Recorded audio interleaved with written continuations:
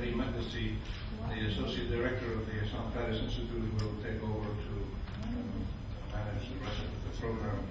And we're very delighted to have Dr. Muhyieddeen Touq as our speaker tonight.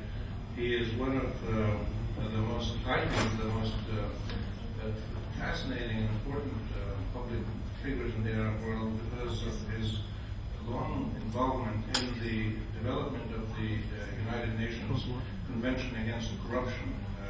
I think it's pretty amazing and very heartening that somebody from the Arab world, a Canadian national and a former official and some on and off official, plays this role. And it's something that I think we in the Arab world can be very proud of. He has a long, distinguished career. He was in psychology, I think, before, and now in public service.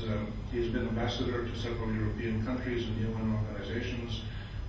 And he actually was the chairman of the Ad-Hoc Committee for the negotiation of the UN Convention Against Corruption. And he spearheaded the United Nations efforts for the ratification and the promotion of the convention once it was agreed. And he's now the chairman of the World Bank UN Stolen Asset Recovery Initiative, which is something he'll tell us about, I'm sure. And he's a member of the steering committee for the establishment of the International Anti-Corruption Academy in Austria.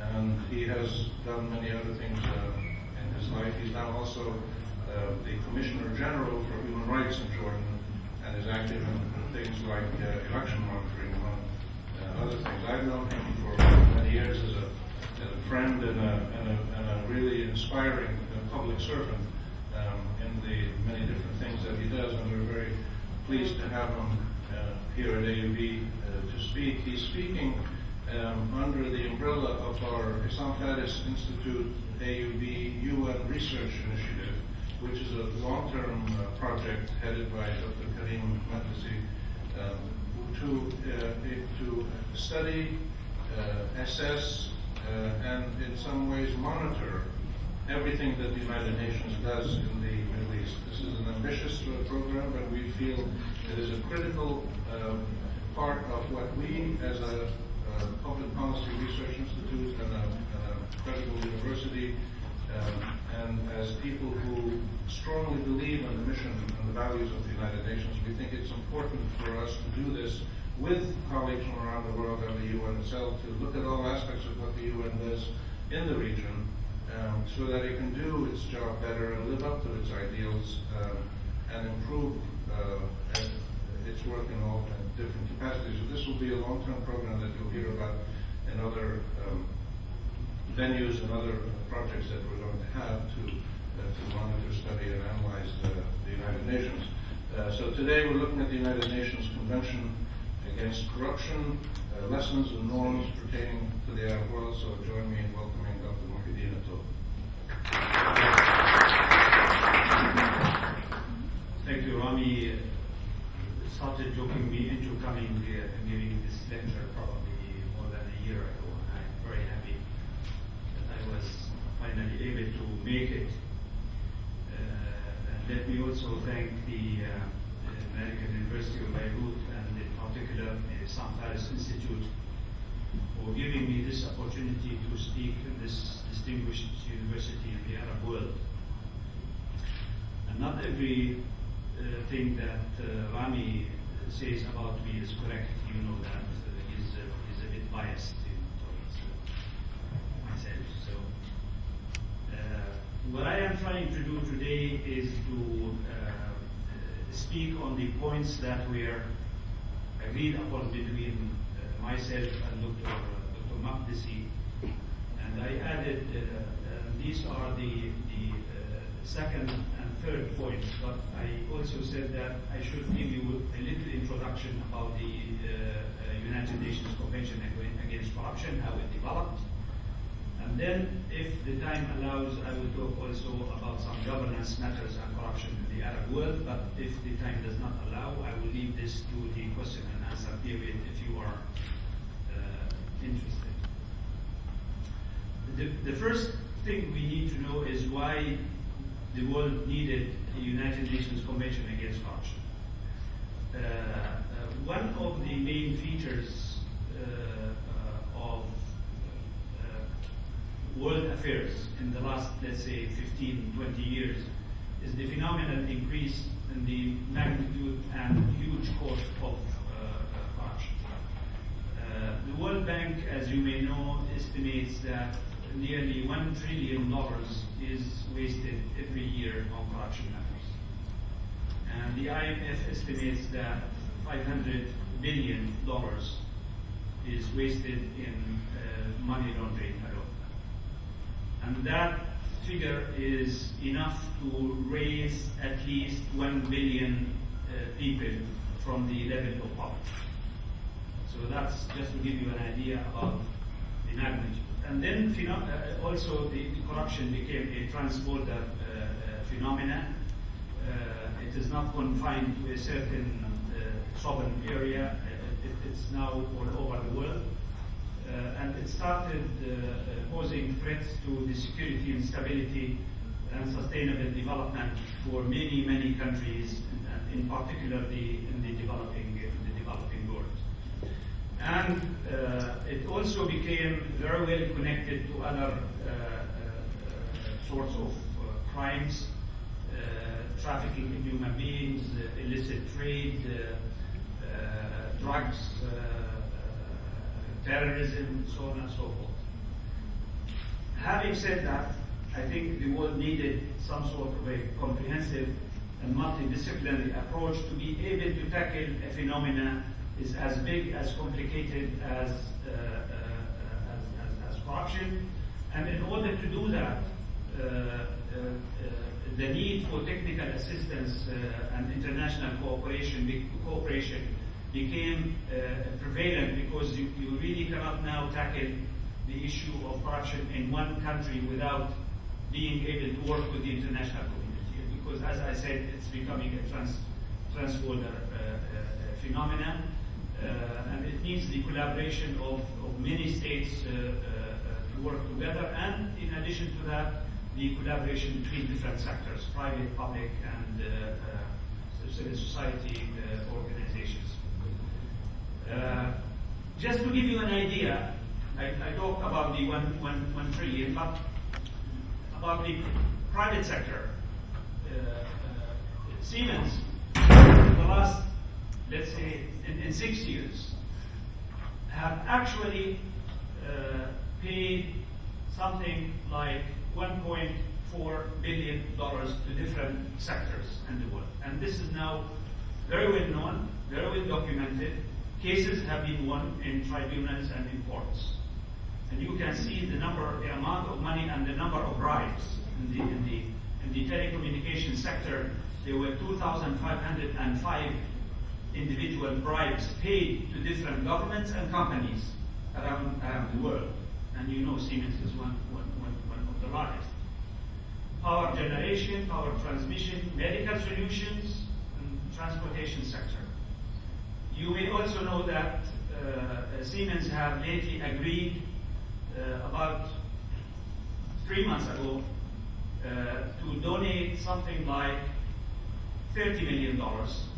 Look at that small figure, $30 million, to help international agencies to fight corruption, including that of the academy that we are trying to establish in Austria, and that's the International Anti-Corruption Academy. This is just to give you an idea.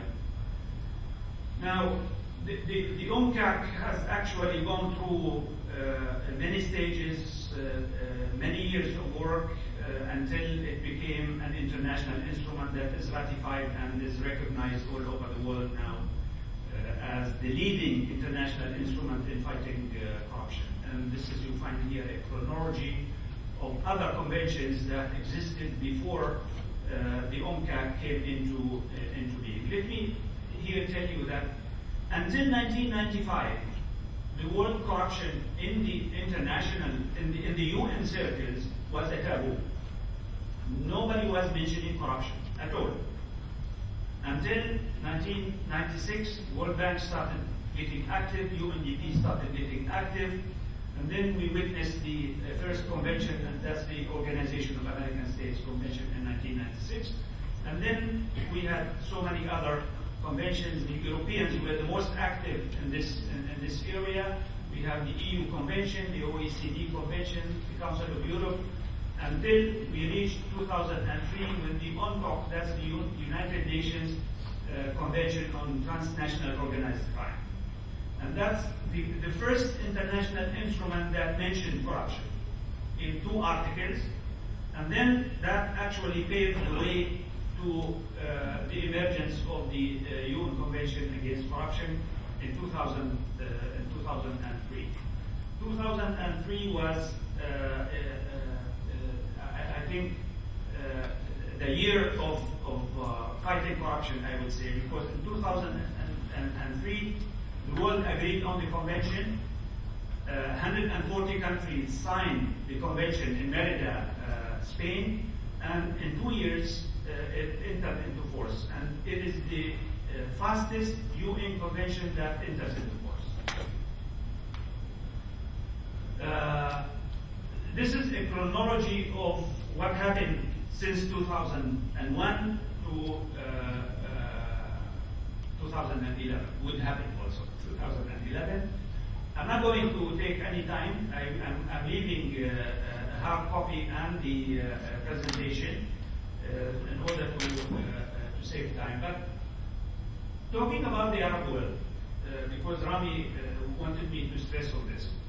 First of all, not only that Jordan, represented by myself, was the chairman of the Ad-Hoc Committee, Jordan also hosted the first conference of the states parties, and Qatar hosted the third conference of the states parties, and Morocco is going to host the fourth conference of the states parties. So I hope this is an indicative that the Arab world started waking up to the danger of corruption, and they want to do something about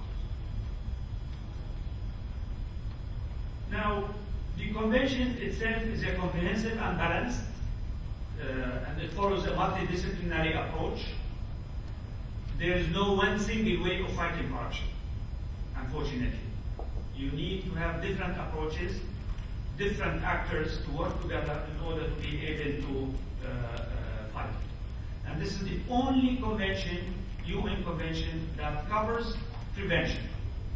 Before UNCAC, nobody wanted to talk about prevention because they thought that this is a sovereign state activity.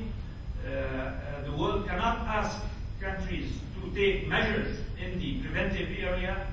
They can easily ask states to criminalize certain acts, but then the world put their heads together, states put their heads together and were able to put a whole chapter with 10 articles on the prevention, which is, I think, is the most important thing that any country can do, is to have adequate prevention measures in order to be able to curtail corruption. And it is only the only also convention that speaks about asset recovery. Due to the importance of asset recovery, the World Bank and UNODC, United Nations Office on Drugs and Crime, have lately established what is called the STAR Initiative. And the STAR Initiative aims at taking back the money that is squandered by corrupt officials sent outside the country to be sent back to their original or sending countries. I'm saying original or sending countries, because some of the money comes from donor countries, that's the original country, and some of the money is from sending countries, that's the sovereign state, the governor, corrupt officials who steal the money and send it outside. And here we are talking about billions and billions and billions of dollars. You know some cases, Marcos of the Philippines, Fujimori of Peru, Obacha of Nigeria, so on and so forth. And we are talking about billions of dollars. The World Bank and UNODC have lately formed a group of friends to help in advising on the policies that should be followed in order to return that money back to the original or sending countries. And I have been honored by being asked by the World Bank to be the chairman of that group. It's a purely advisory body. Now, for those of you, the students, particularly in the international studies, you may be interested to see some lessons, or to hear some lessons of how does an ambassador or anybody get involved in the UN matter. You can always, as an ambassador, and here we have my good friend Ambassador Samir Sharma from Lebanon. I'm very happy to see you here, Samir. You can always, as an ambassador, choose to do all the nice receptions. And my good friend, the British ambassador, is also here. Or you can do some work. And I decided to do some work, and I got involved in the UNCAC. But it has to come from a personal initiative. You know, my country did not ask me to volunteer. And had I asked, they would not have said no. You know, but I actually did not ask because I was afraid that they would say no, and I wanted to do it because I believe in it. I was not, punished, for doing that, and I was not praised at the same time. Just, for you to get few lessons. But in order to be able to do your job, you really need to do your homework with and get involved actively. You just cannot say, I'm going to be an honorary chairman. That does not really mean anything. You need to be a very active chairman. And you need to use all your capabilities, your know-how, your diplomatic skills.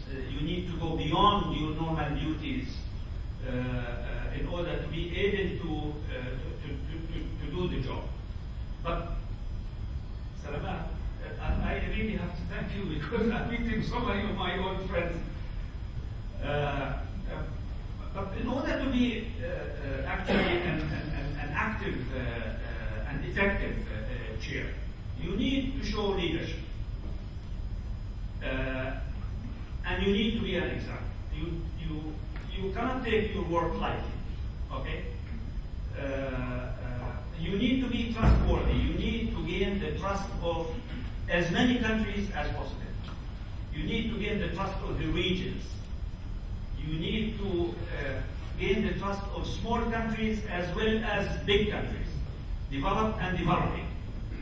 If you show any biases, I can guarantee you that's the easiest recipe for failure. You cannot lead negotiations. And you, at the same time, you need to be very sensitive to country-specific issues. And I will give you some examples when we move along. And you need always to keep in mind that in international negotiations, the name of the game at the end is to reach consensus. Consensus on everything. If you don't have a consensus, you don't have a convention. Period. As simple as that. And that's why also the game of compromises is very, very, very important. And you need to know how to manage compromises. And that's why I say compromise is the name of the game in international negotiations. There is no country that can win all, and no country will accept to lose all. Each country has to win some and lose some. Otherwise, you don't have an international convention. But in order to be able to manage compromises, you have to be firm on principles. You cannot compromise on principles. Okay? You can compromise on other things. And that also applies to delegates who come and negotiate. You should not make quick compromises because many countries use compromises as a negotiating tactic. They want the other to make the compromise. They delay as much as possible. So you have to be aware of that. And you have to be aware that alliances are flexible. They are not fixed. You will find 5 countries aligning to each other, and next day you find each one country aligning themselves to other groups. Alliances are specific to the issue you are negotiating. You have to consult regularly with chairpersons of regional groups, and that's a good tactic in order to gain trust also. And as a chair, you should not start pushing very early in the game. You have to choose the right moment to push, to pressure. Some countries, like for instance China, made the final compromise at the last 5 minutes in the negotiation of 2 years. At the last 5 minutes. And they were not willing at all to make a compromise on that issue. You have to understand that. You move along, you move to other articles, but you always have to keep in your mind, how are you going to bring a country like China to the convention before negotiation ends? You have to increase pressure at the right time, at the right moment. When getting close to consensus, you cannot lose time. Or when it's getting late, at 4 o'clock in the morning, we were able to make big compromises.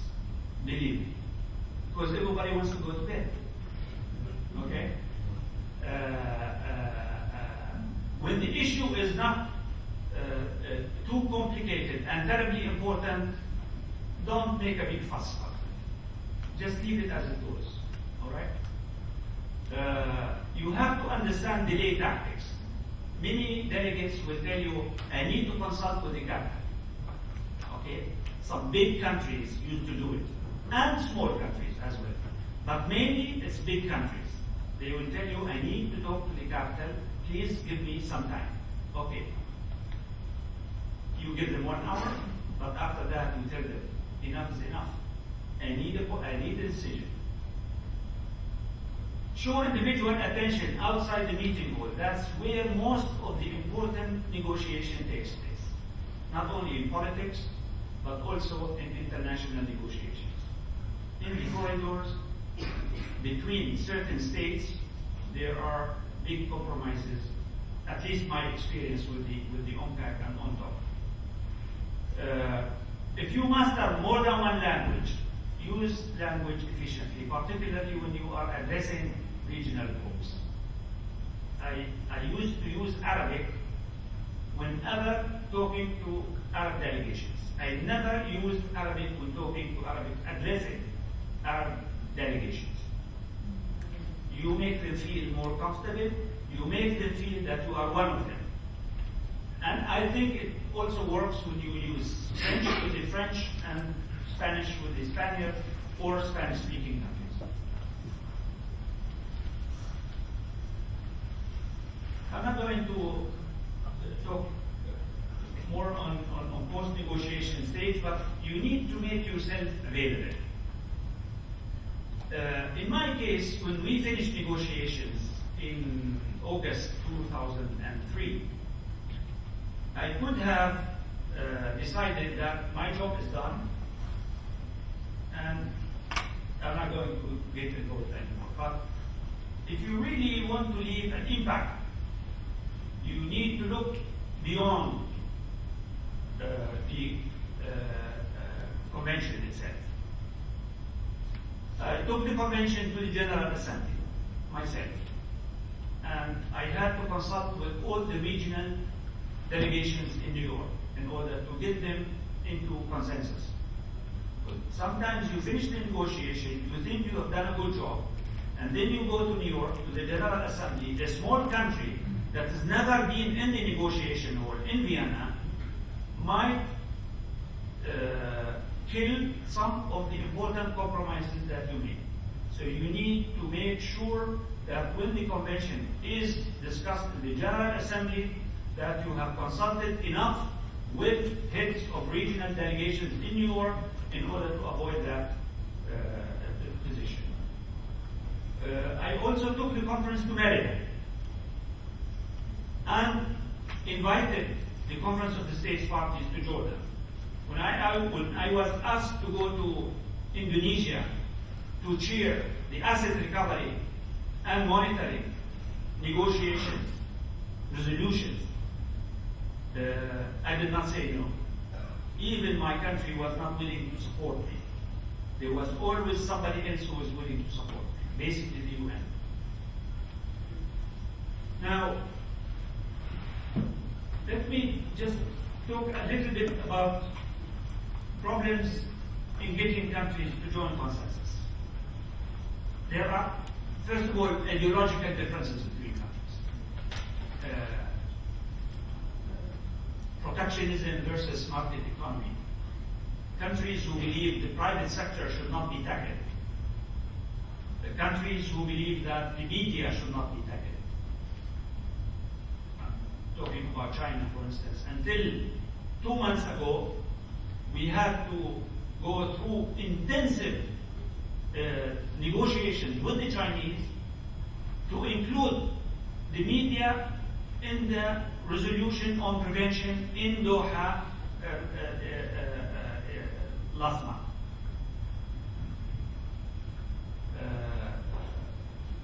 The role of civil society.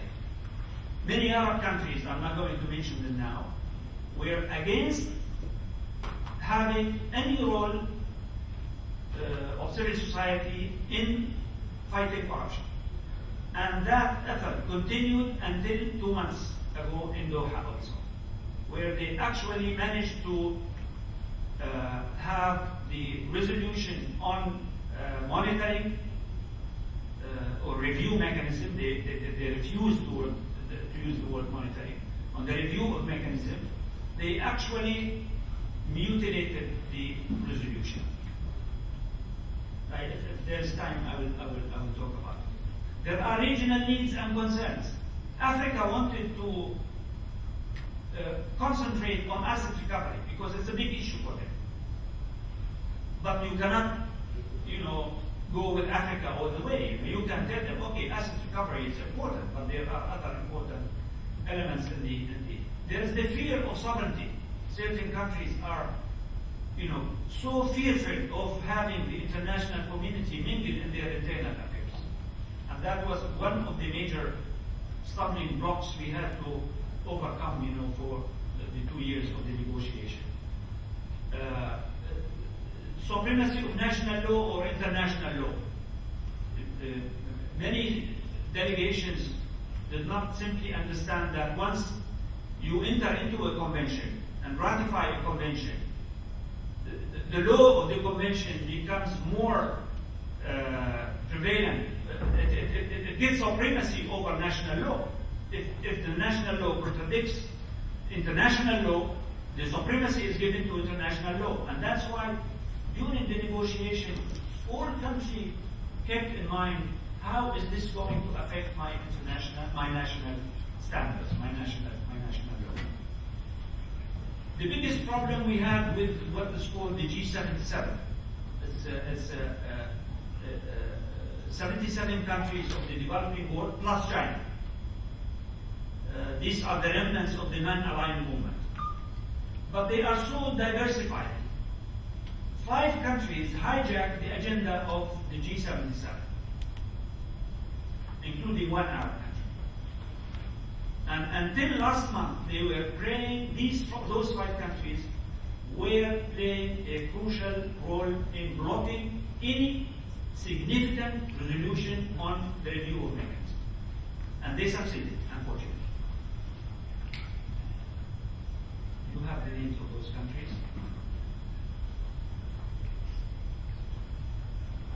The issue of federalism posed a problem during the negotiation. Countries like the United States, Germany, Canada, Switzerland, they have to study not only the state law, but also the federal laws.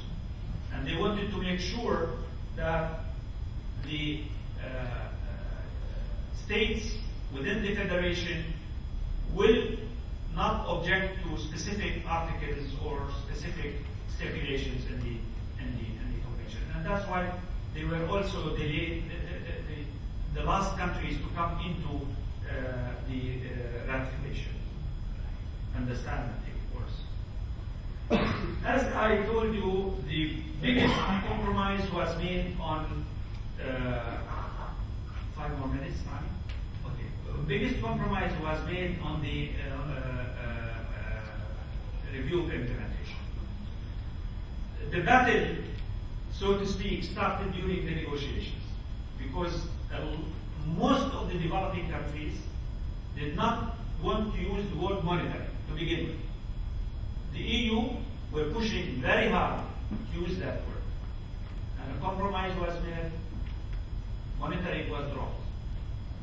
And we started talking about review mechanism. In the first conference of the states parties, the first resolution, one refers to the first conference, and one is the numeric number of the resolution. Established a pilot review program on voluntary basis. States were not ready to even participate in a mandatory program on the review of implementation. We only were able to gather 15 countries to participate voluntarily on a pilot review program. And Jordan was the only country from the Arab world. And until now, it is the only country. Okay? And in the same resolution also, we managed to establish a working group. And the working group worked for 3 years in Vienna, meeting 2 or 3 times a year, and they were not able to make the compromise on the resolution that was agreed upon in Doha last month. In the second conference of the states parties, states have agreed to establish principles governing the review mechanism, and those are the 6 principles governing the review of mechanism. And you can see that it is hand-tying principles, actually, more than showing good faith. The second conference of the states parties was a total catastrophe, because I was chairing the negotiations until 12 o'clock in the middle of the night, and we were not able to reach a compromise. We were not able to establish any viable mechanism. The only important thing in the resolution was to ask the working group to continue its work and develop terms of reference. They did actually develop terms of reference and brought them to the Doha conference, but there were so many clauses bracketed. And a bracketed clause is a clause that is not agreed upon. And there were more bracketed clauses in the agreement on the terms of reference than unbracketed clauses. And that's why we had to work very, very, very hard in Doha to be able to come up with a resolution. And as I told you, the resolution we arrived at is probably not the best resolution, to say the least.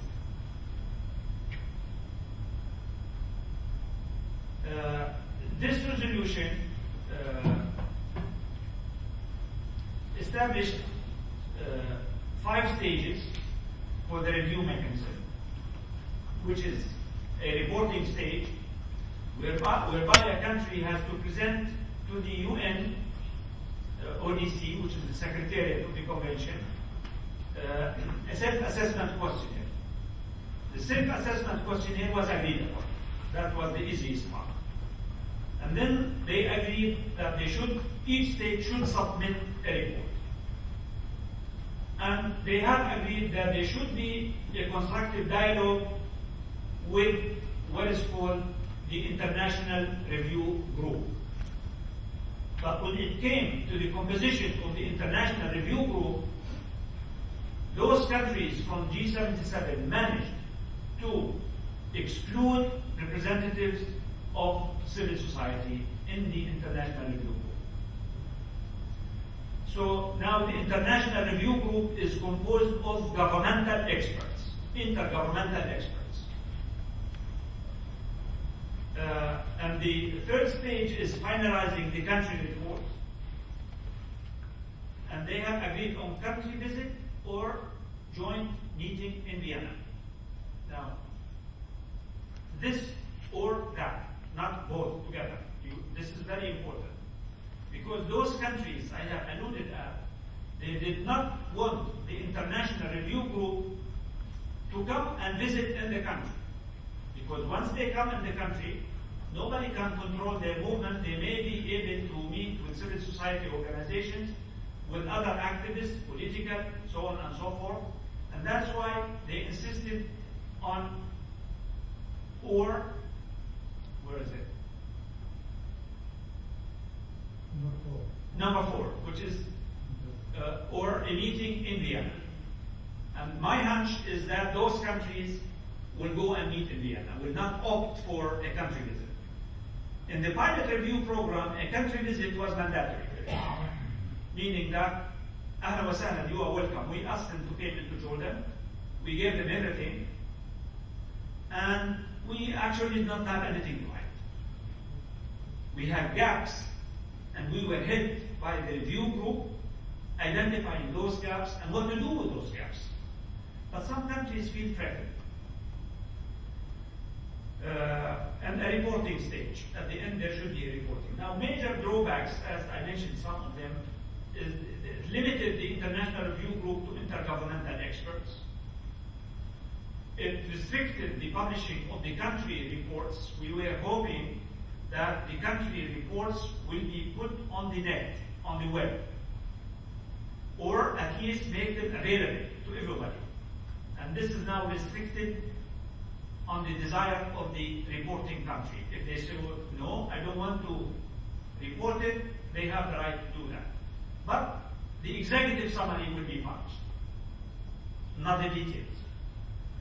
Limited the role of civil society, I talked about this enough. And the most important thing is lengthen the review cycle up to 10 years may pass before a country can be reviewed. Now those 6-7 countries, my hunch is they will wait and use all that period before they are being reviewed, hoping that they can prepare themselves better. Something miracle will take place to improve their corruption status and what have you. Now, quickly, UNCAC established 4 basic strategic norms. That's a governance reform, a penal code and judicial reform, and legislative and legal procedures reform, and financial reform. I'm not going to go into the details. The details are to be followed, but in specific, the Convention established 19 mandatory obligations to legislate or take measures. Measures meaning civic or legal. And 12 less mandatory obligations, meaning that obligation of the state to consider taking action. And 3 optional reports. And here I give examples of mandatory in the prevention area, mandatory in the criminalization area, and obligation to consider in the prevention and in the criminalization. I'm going to stop here because this is talking governance in particular, with some reference to Lebanon in the area of fighting corruption. If you are interested, during the question and answer period, I may be able to visit some of the slides just to show you the case of Lebanon. Thank you very much.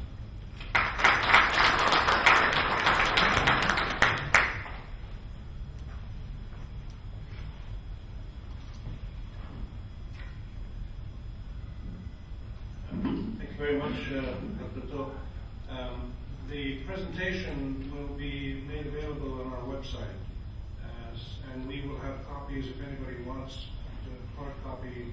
You can get it from us to look through it in more detail. And I think there was one editing, some places in the beginning you said it should be partial. You meant impartial. Impartial. Yeah, it said partial, so anybody puts that. Yeah. I want to invite Dr. Karim. It can be partial and legal.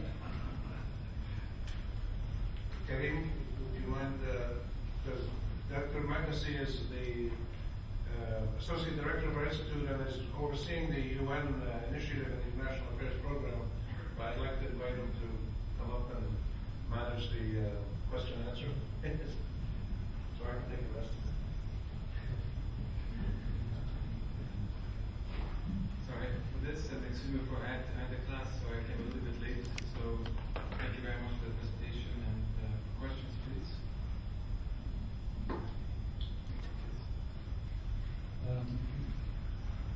Good evening. I'm Sam Jabour from the Faculty of Health Sciences. like as I had expected, a UN presentation would go into the generics. I had wished that the part on corruption and governance in the Arab world actually covers the majority of the talk. And the reason for this is that aside from the realities of negotiation on the international scene, when it comes to the national scene, any country in the Arab region can present its corruption credentials in the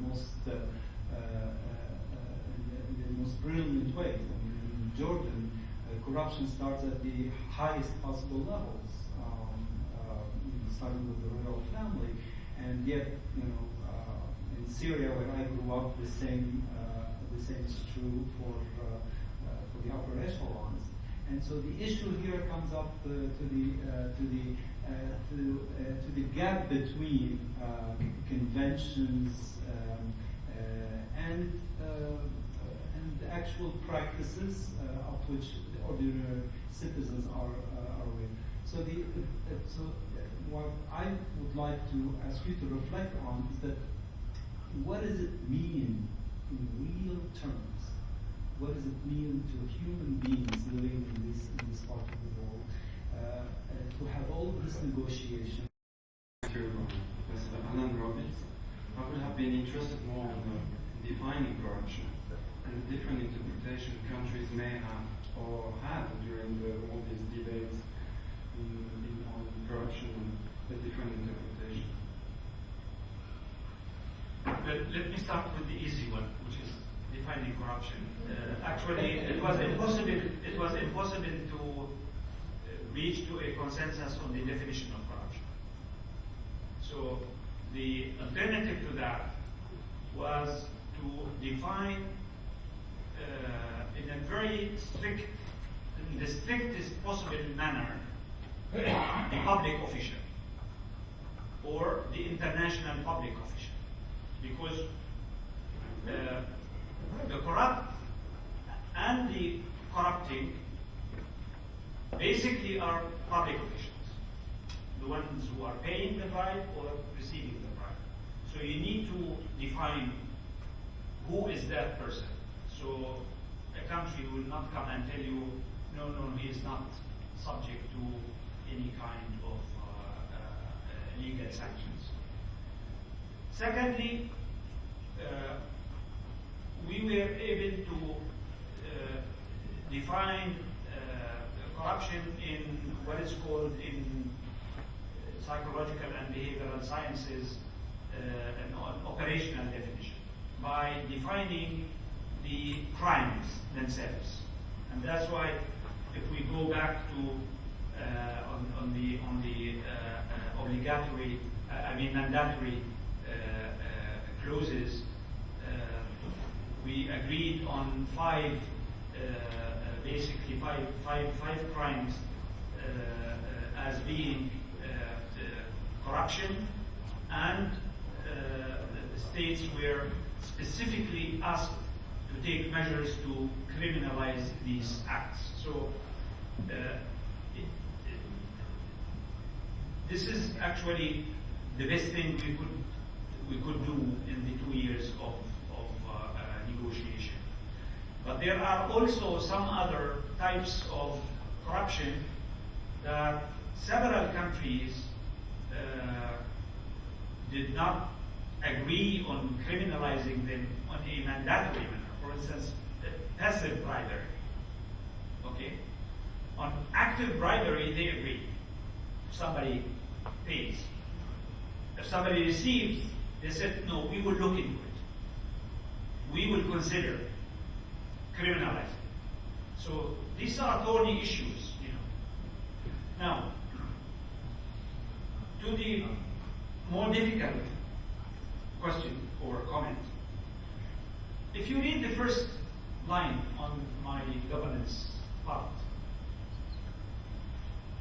one of the basic problems we have in our region is the huge gap between expressed desires, commitments, and the actual actions taken by either the elite, and the governments, by rulers, whoever. This is one of the major problems we have in our region and in the world. Not only the Arab region, Middle East and North Africa, MENA, but also in many developing countries. There is a lot of nice law. When it boils down to specific actions, very little is being done. Now, having myself being the Commissioner General for Human Rights in Jordan, I can tell you that the conventions that were agreed upon, let's say, 30 years ago, have just started to make intrusion for ordinary people. Okay, you as an ordinary citizen now, you can go to the use the international mechanisms to sue your own government. For instance, Fatah is here with us. He can talk about this much better than me. People are becoming more aware of their rights.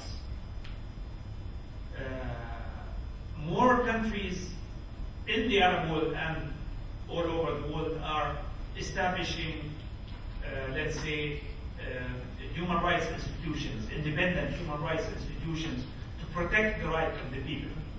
Now, according to Article 6 of the Convention, countries are asked to establish independent anti-corruption bodies. Now, several countries are now doing that, and the main function of those bodies is to set policies and monitor the status of corruption in the country, try to prevent it, educate the people, work on developing the legislations, bringing criminals to court. And in the Arab world now, there are few countries who have actually established those independent commissions. The result, I don't think we will see it immediately, but for instance, speaking about Jordan, now there are some very big issues now under investigation by the Independent Anti-Corruption Commission. One of the most successful experiences in the world is Hong Kong, Malaysia. Their independent commissions are really doing some excellent work. But this movement has just started, and it will develop, you're right. Big corruption is a big problem. Petite corruption is also dangerous because it is creating a culture of corruption. Now, when the ordinary people have to bribe the civil servant in order to get the service which is right to them, it is actually creating a new culture which is extremely dangerous, and its danger is as big as grand corruption by governors, by whoever. So when we need to fight corruption, as the convention says, we need to have a comprehensive approach. Hi, I have a question. Do academic institutions in the Middle East have a role or duty in incorporating these concepts within their academic structure and student civic engagement? Students are our future leaders, and the academic institution in the Middle East and students have a role in this. Did everybody hear that? The back? No, can you ask? I think it's for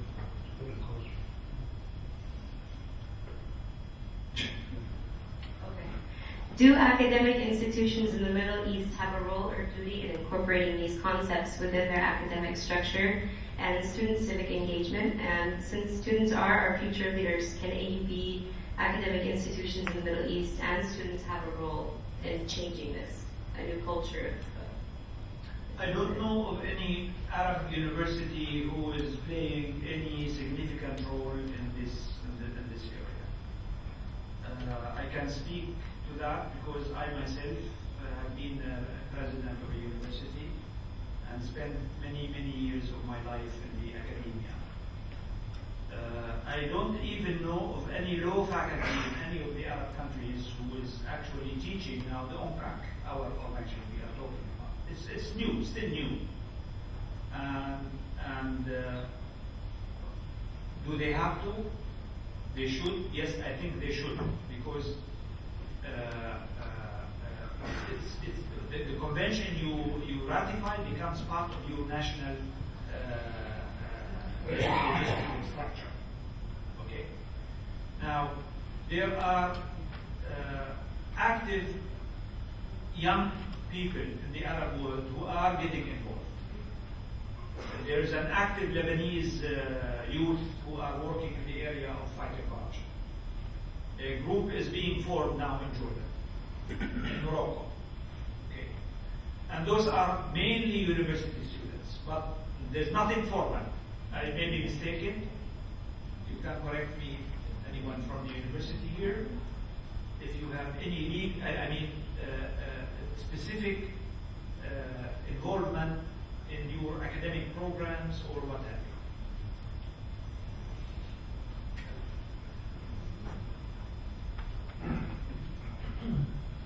Thank you very much, Dr. Touq. I have a kind of a two-part question. One is, have you in the discussions, and I must say I have not read thoroughly the convention, does the convention discuss and talk about the non-financial aspects of corruption, the favors in kind of corruption, the need to get through, not too straightforward means to get to what you want, and whether any monetary value can be put on that or not, I don't know. But certainly, in terms of the linkage with human rights, as you were saying earlier, the link is very clear on both the financial and non-financial corruption that is so rampant everywhere in the world. The end result in human rights terms is clearly discrimination, which is the prohibition of discrimination is the overarching principle in human rights. So the end result of corruption on both levels, and the hidden type of corruption as well. What I mean by hidden corruption is, for example, when you find in a company like Siemens, or we saw this happening a lot in Iraq, for example, big budgets, huge elements in the budget that says facilitation fees, or gratuities, or hospitality even. You find these kinds of hidden in budgets, and they're actually perfectly legitimized, and they get approved by governments and by donor agencies, etc. So that linkage with human rights and the issue of hidden corruption and the less monetary aspects of corruption. Well, in the final analysis, all corruption acts are monetized. If we are talking about trading in influence and abuse of function, which may appear at the beginning as a non-financial aspect, but at the end, you can easily translate it into money. When a public official closes his eyes on the tax declaration of a company, at the beginning is not really getting maybe anything. But once his son is graduated from high school, he is put in a respectable university, and his fees are paid by that company.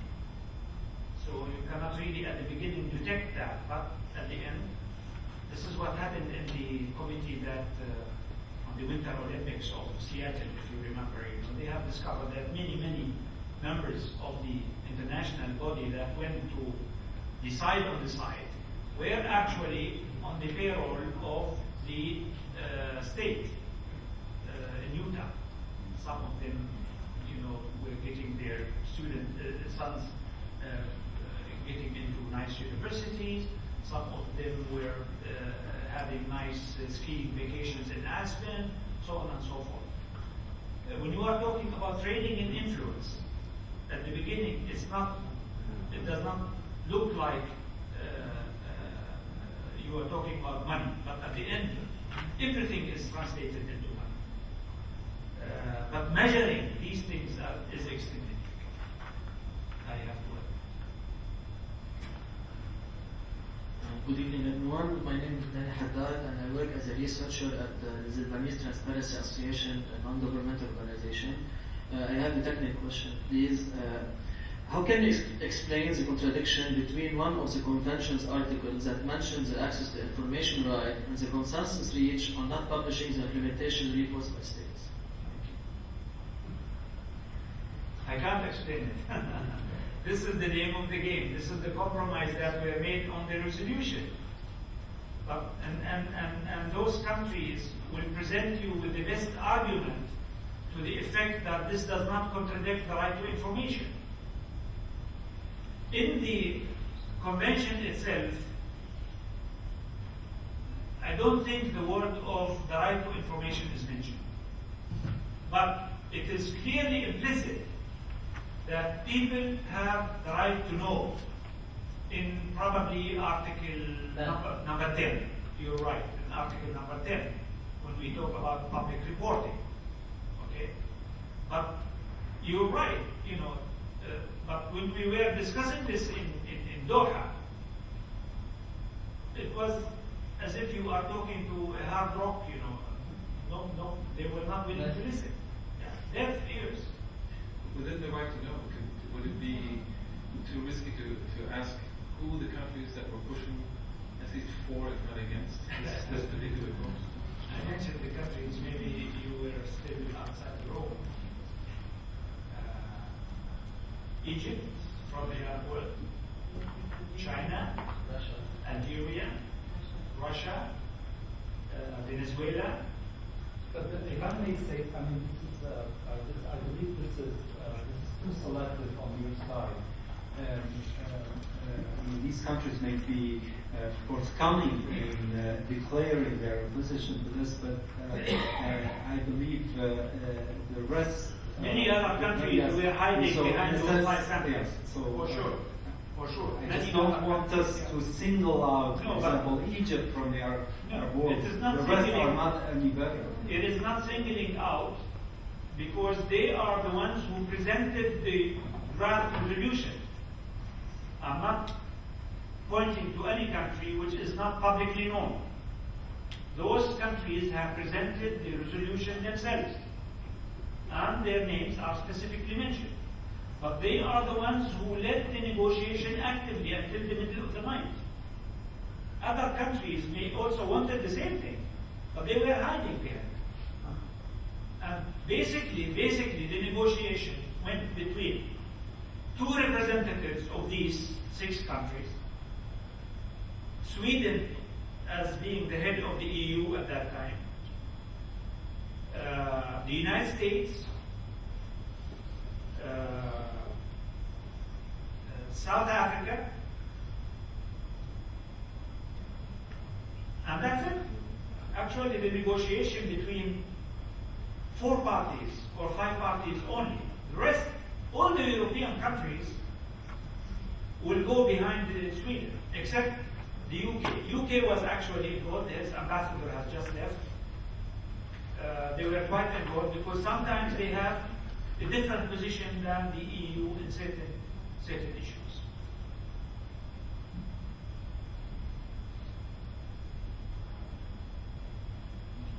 Any further questions?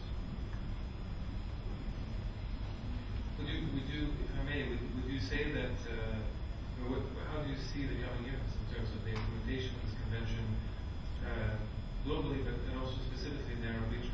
Do you see this purely contingent on the current circumstances, the political situation? Is the new wave of reform, which this is part of, is this something you think is going to stick around, or is this just a temporary phase? In the Arab world, Rami and myself were talking on the way coming here that we really have some structural problems. And unless something is being done significantly, I am not not very optimistic that this whole business of fighting corruption is going to get to the fruition. There are countries that have established independent bodies. Jordan, Bahrain, Algeria, Morocco, I'm sorry, Yemen. Okay. But until those bodies get real teeth, it will also take time. And you have to understand that corrupt people, you cannot underestimate their influence in society. They are usually big sharks, and they usually have the best lawyers, who will beat the lawyers of, the independent bodies that are paid, some very meager salary. Some lawyers of the private sector get millions and millions of dollars, in terms of tuition. And then corruption is probably one of the most difficult crimes to be able to prove, because actually corruption does not happen in the daylight. It does not happen on top of the tables. It happens in the dark. It happens underneath the tables.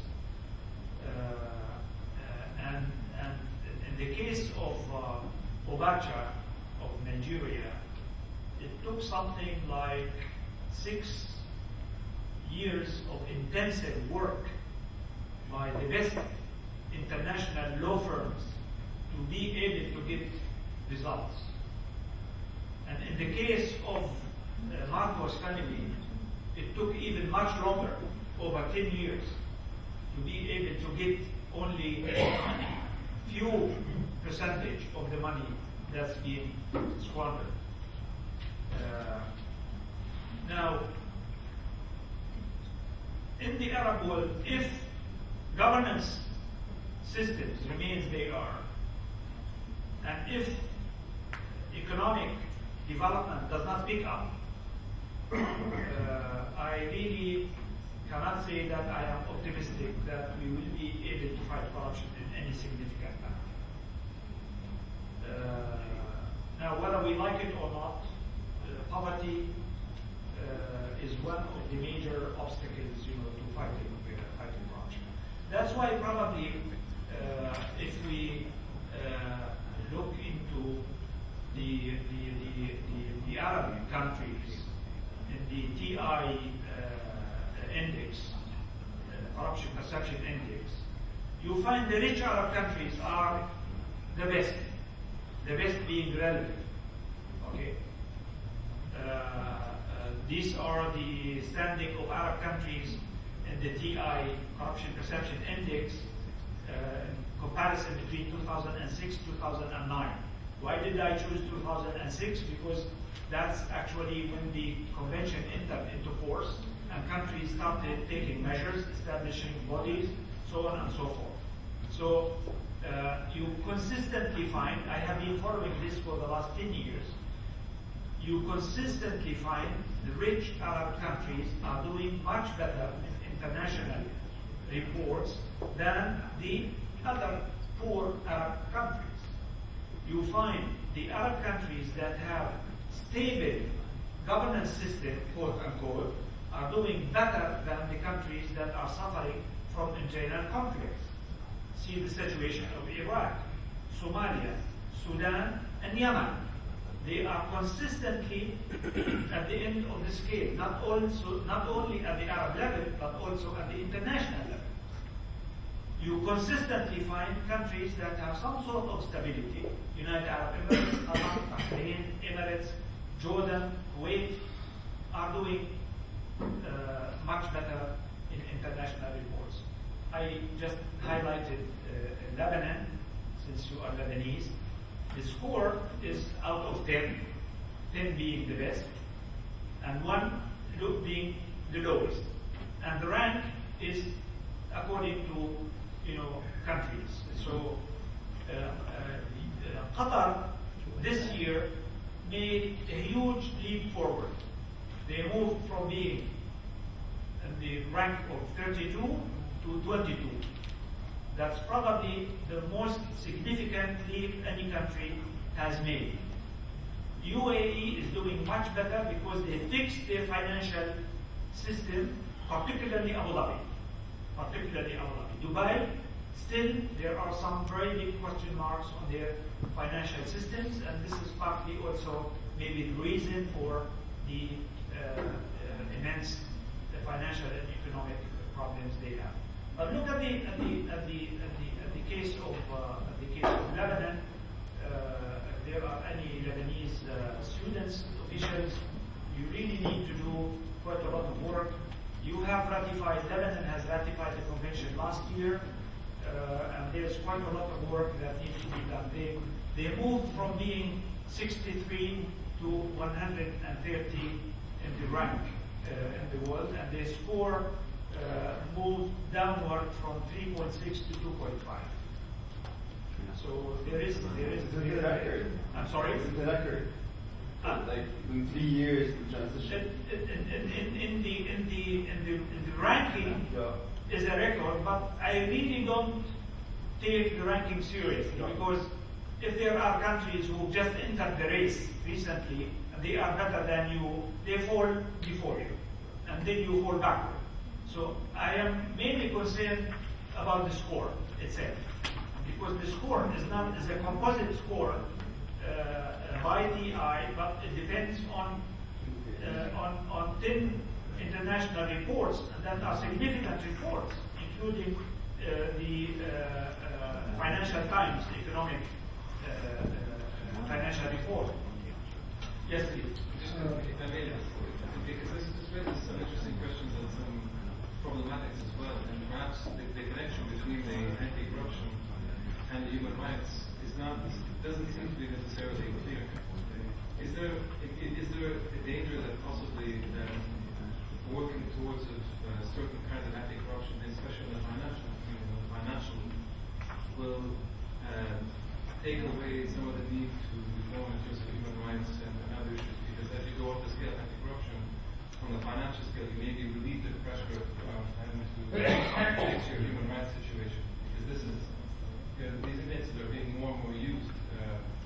I can't really, say anything about your conclusion here. But recently, and in the last, let's say, 3-4 years, there has been a concentrated effort on linking corruption to human rights. And in the last year, we held a conference in Amman for the Asia Pacific Forum for Human Rights Institutions. And for the first time, maybe no, the second time, to discuss the link between corruption and human rights. In the meeting of civil society organizations we had in Athens at the end of 2008, that issue was discussed, publicly. There is a nice booklet, that came out recently, which is actually giving specific examples how corruption is infringing on the rights of the people. I can cite one example that is on the TI website. If you go to the 2008 report, I will not be revealing a secret because it is a public knowledge. In Morocco, although Rami warned me not to use names of countries, but this is public knowledge. This is public knowledge. You can find it on the website. In Morocco, in 2008, the average citizen used to pay. Do we have any Moroccans here? No. Used to pay 4 times the price of the medicine he or she gets from the government clinics. On the air. This is what the TI says. So if the prescription is, let's say, $2, on the average, the citizen pays something like $8. Because he or she goes to the clinic and they tell him, we're sorry, we are out of stock. So he either has to go and buy it from the private sector and pay 4 times the price, or somebody will meet him in the hallway and tell him, listen, I can get you the medicine, but you need to pay a little bit more. So this is It's not actually knowledge for us. I'm talking about reported cases, officially reported cases.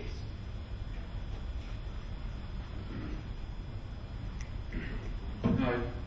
I do not actually understand the decrease in the score in Lebanon's case. Is it a standardized score or is it relative? Yani, did we get worse or other countries get better?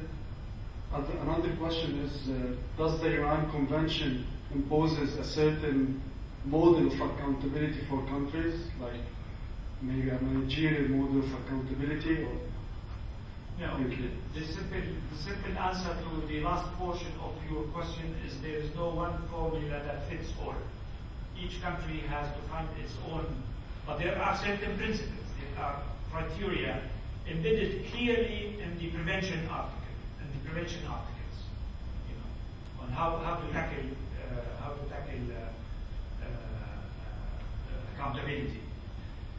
As for the scores here, this is a composite score of several reports prepared by international agencies. And TI has its own formula of combining the ratings that are done by these different reports, and they have never published, how they calculate it. And that's why some people have also criticism on the methodology of the TI. But what is important, it gives you an indication. It gives you an indication of what the country should do to improve its situation. It may not be very conclusive, but at least it gives you an indication. When a country is standing still, does not make any progress, then that country should ask itself, why are we not getting any improvement? And this is what I always tell my Jordanian colleagues, because they get happy when the ranking goes up by 1 or 2, or the score goes by a margin of, let's say, 2.0%. I tell them, look at the last 10 years. You have not moved up or down by a single standard deviation. So if you have not done that, you cannot really talk about progress. You are this year number 37, tomorrow you are number 35. But the year before you were probably 32. So you are moving, within the same margin of error or within the same margin of standard deviation. So you are not really making any progress. But having said that, I will show you some real figures. Okay? When Lebanese were asked on the global corruption barometer, where do you think corruption is prevalent more? In which sector? And the question was, it's a 5-point rating scale, okay? The end being extremely corrupt. So Lebanese said, this is a sample, of course, of 1,200 Lebanese. They said political parties, 50% said political parties are extremely corrupt. 31% said the parliament. 24% said the business and the private sector, the media, public officials, civil servants, judiciary, and all the way down. So they have actually not given a clean bill of health to any sector. And this is normal. This happens in every country, not only in Lebanon, please. Okay, but since you are Lebanese, I just wanted to give you examples. When they were asked, have you submitted a complaint? Only 5% said, yes, we did. So 95% who think that corruption is prevalent did not even bother to submit a complaint. But they have a good reason. Because when they were asked why you did not submit a complaint, 70% of them said it wouldn't make a difference. It wouldn't help. That's why I did not submit.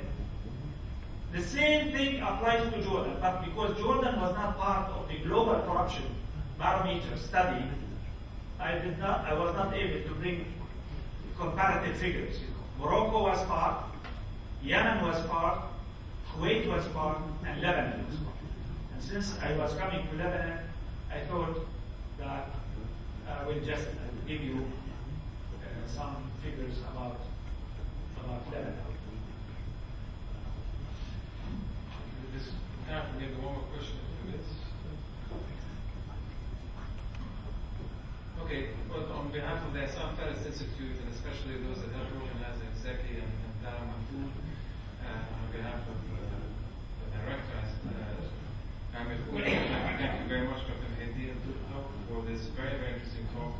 And we look forward perhaps to a follow-up next year or the year after to see how the implementation of this UN Convention has proceeded. So thank you very much.